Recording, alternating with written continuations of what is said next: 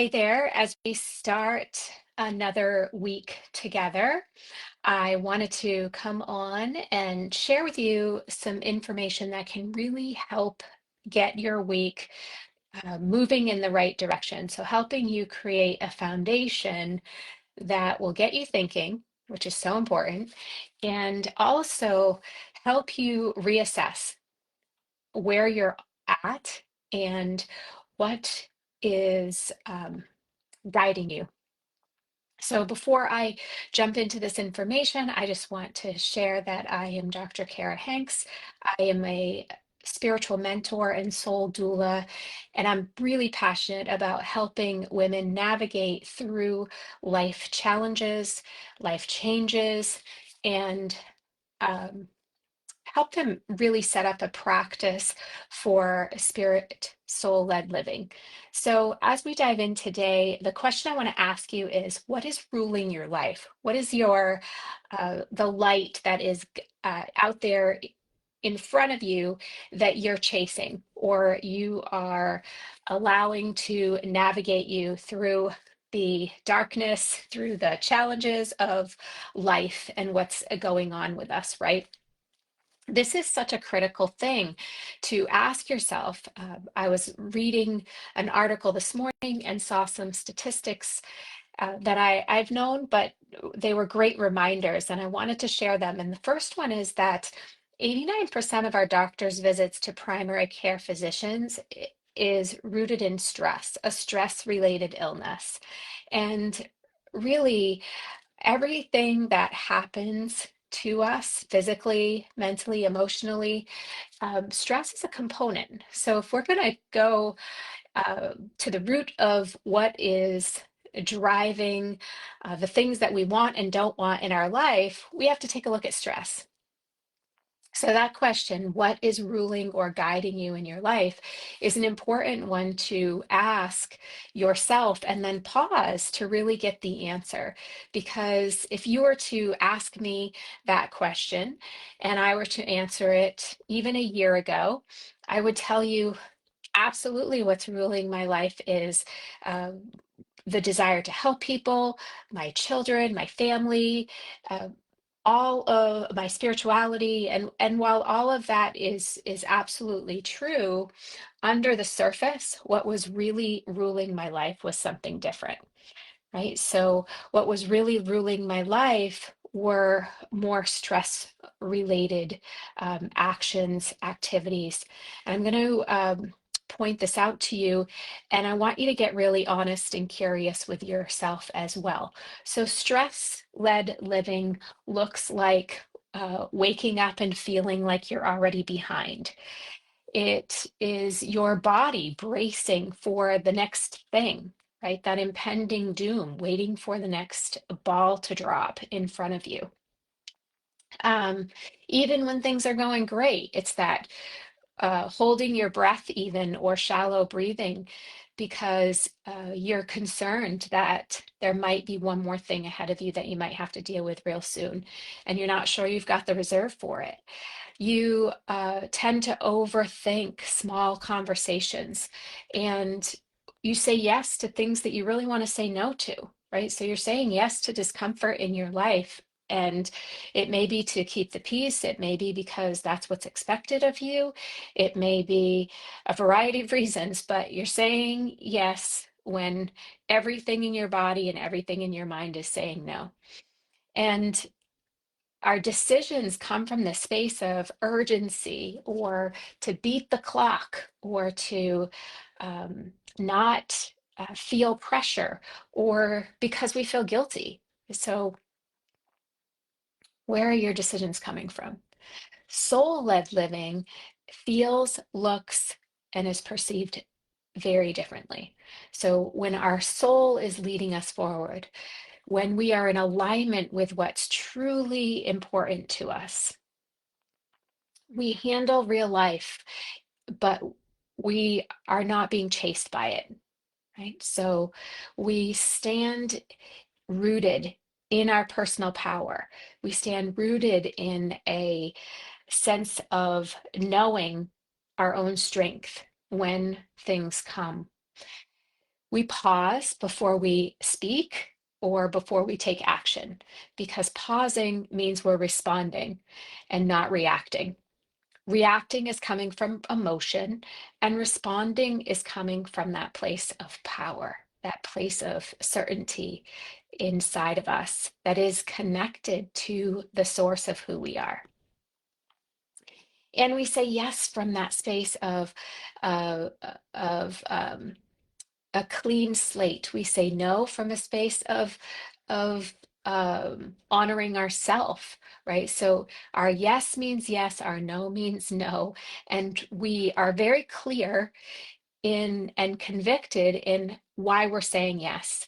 So it doesn't mean that we don't ever do things that we wish we didn't want to do or have to do. But the point is, we're saying it from a place of I get to do this versus doing it out of obligation or what is expected, right? So um, we're not saying yes to avoid discomfort. We're saying yes because we've thought about it or we know our boundaries, and we're saying yes because it aligns with us in a way that is important.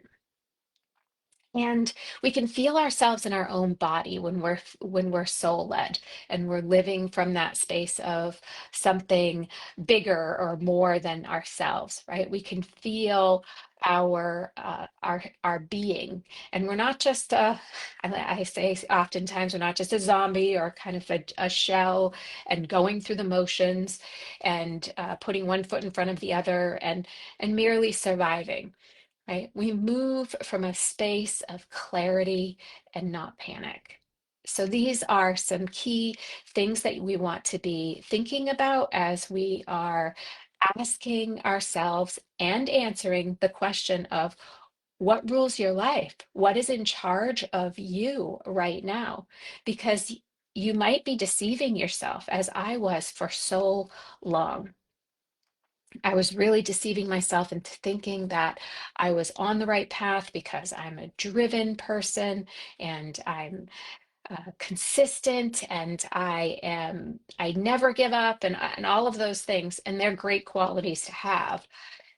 And they're even greater qualities when we are applying them to a soul-led mission from a place of heart and soul and personal sovereignty and personal power, and not the shoulds and the need tos and the have tos and the I gottas, right? It's I get to because my personal sovereignty is leading me forward and driving me into that space.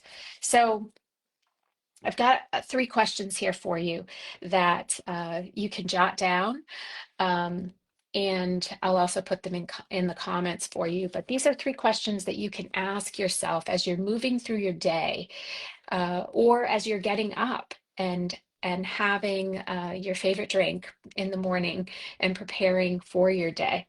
The first one is, how does my body feel most of the day? What does it feel like to be in your body? Are you in pain all of the time? Do your joints hurt? Does your back hurt? Do you have a headache? Our physical symptoms are the our signals to us, and they are getting our attention. And most of us who are ruled by stress, we ignore them for a very long time. And when we do that, it makes it far more difficult to recover and to regain our sense of stability and regain our sense of sovereignty. Second question for you is, what's the emotion underneath my actions? So again, going back to, why are you doing the things that you're doing? Are you doing them because you're hustling and chasing something that you were told you needed to chase? Have you even done a gut check to see if that thing that you're chasing is something that you really, really want?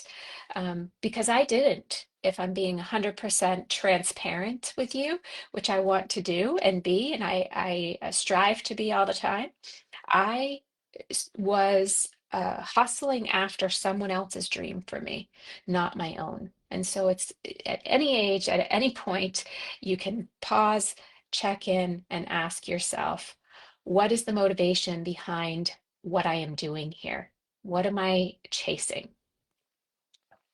Um, and then finally, what am I obeying? And this is a unique and unusual question, right? So of course we like to think as adults that we're obeying ourselves, but perhaps you have a job that requires you to answer to a boss, and maybe you are on the clock. Right? I know for a very, very long time, uh, time was an enemy for me. And I was constantly in a love-hate relationship with time. And this is something that um, when I corrected it, when I started to pay attention to it and put some energy and information into that, I realized a great deal of things about time. And uh, and it feels good to not be a victim of time or harnessed to time, to not be needing to obey it all the time. Now, uh, I still pay attention to time, but it doesn't rule me. There's a difference. So that's just one example. And but some of us obey our uh, a mood, right? And we allow a an emotion to take us over, and we all of a sudden are stuck in a mood cycle of a certain feeling for quite a long time. Some of us are allowing um, other outside influences to really navigate our decisions. Perhaps we are trying to prove ourselves to ourselves or to someone else or to an organization. Um, what is it that you are obeying and aligning with?